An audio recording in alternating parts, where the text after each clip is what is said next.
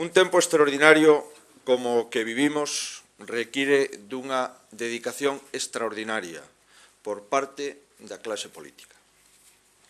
Unha dedicación extraordinaria para que Galicia sexa o último pensamento do día e o primeiro do día seguinte.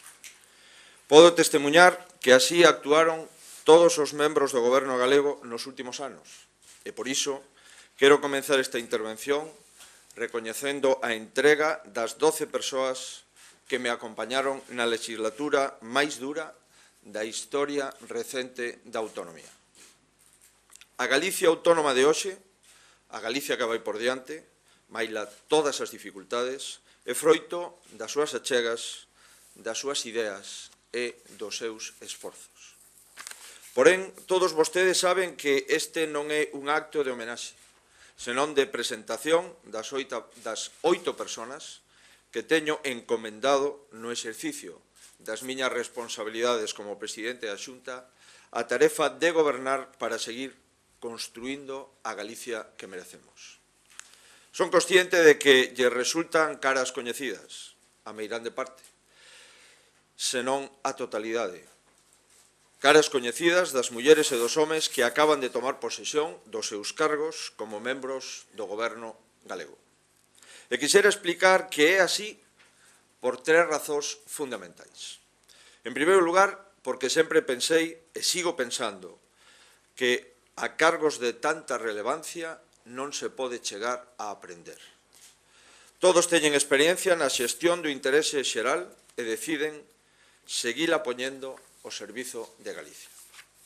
En segundo lugar, porque creo que a senda trazada nos últimos anos permite a Galicia ir polo camiño acertado e, en consecuencia, coas persoas acertadas.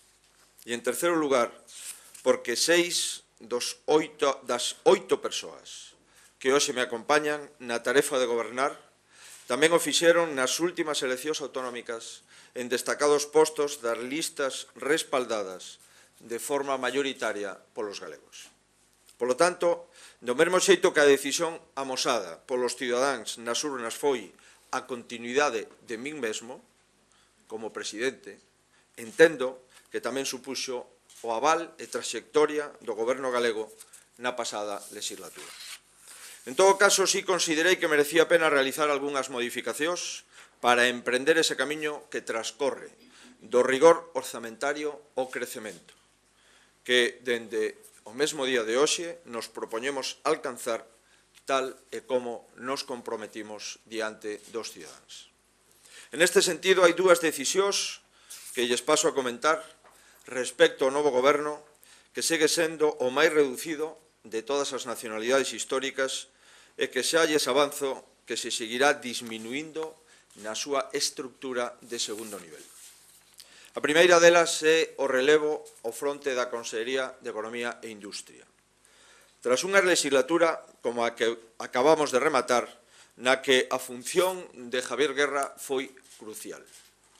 Así o demostra, por exemplo, que a pasada legislatura na que máis axudas se teñen dado aos emprendedores ou que foi preciso redobrar os esforzos para apoiar os principales sectores productivos da nosa economía como a automoción, o naval, o comercio ou o eólico.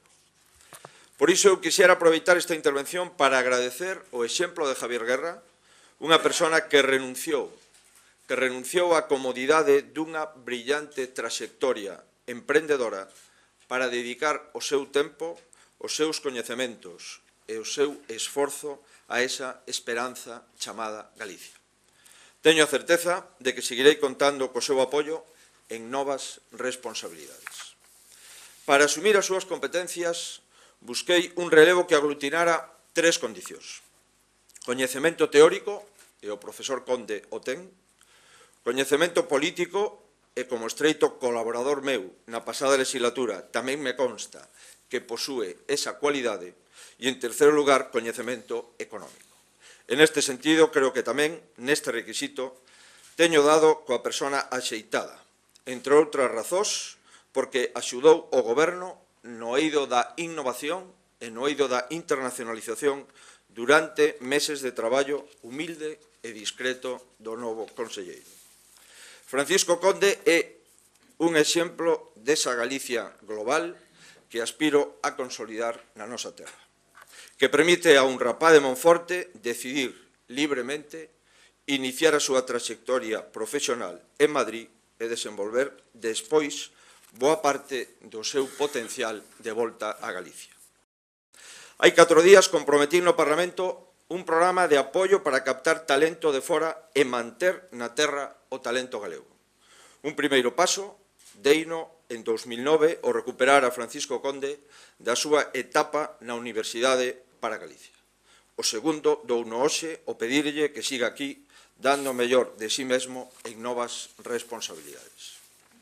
A segunda modificación a que quero referirme é o nomeamento do Conselleiro da Presidencia de Administracións Públicas e Xustiza como presidente da Xunta. Alfonso Rueda non é vicepresidente para premialo, aínda que o mereza polo seu esforzo. Non é vicepresidente pola súa lealdade, maila que a teña demostrado durante todos estes anos. Alfonso Rueda ten sido designado vicepresidente porque é a persoa axeitada para axudarme na coordinación interna do Goberno e deste co Parlamento, como responsable das relacións do Executivo coa Cámara Galega.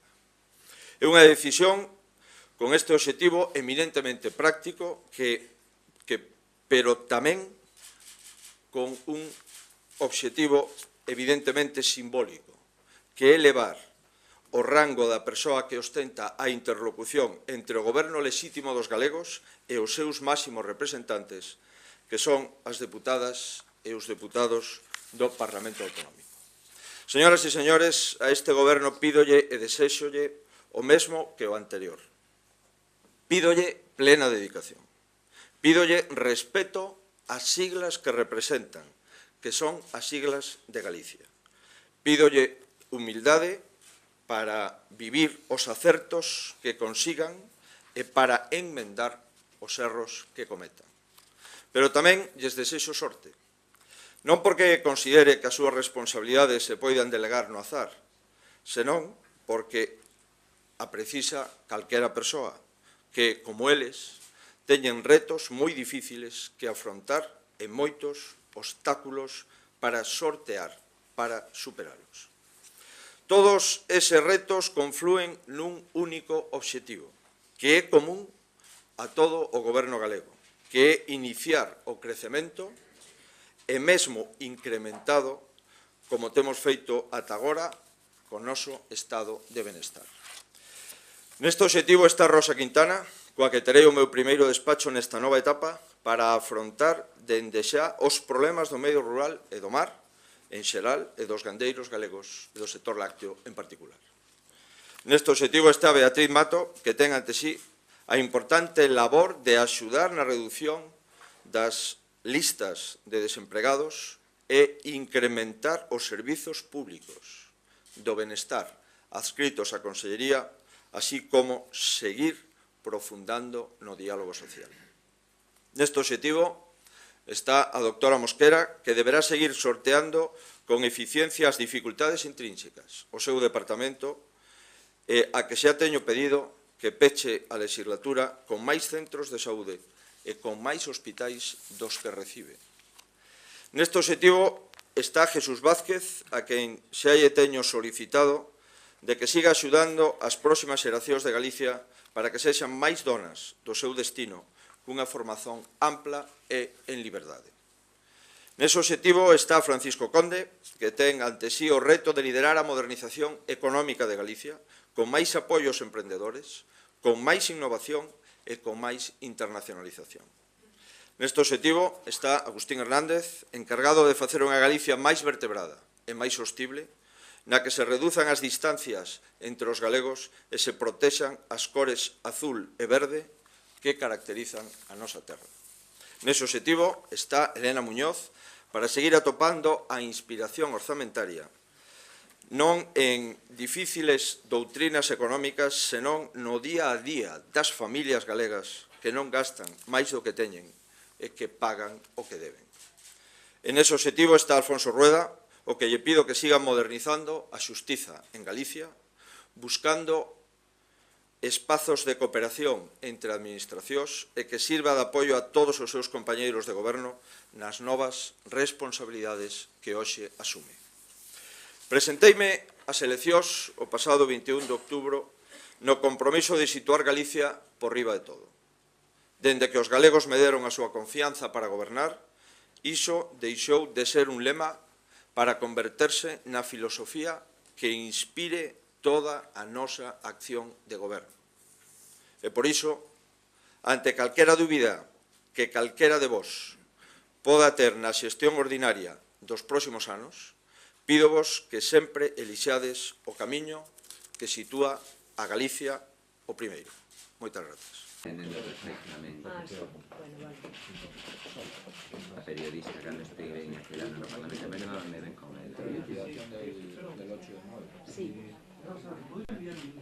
Para los gallegos del exterior. Gracias. Oye, salimos, por favor. Venga.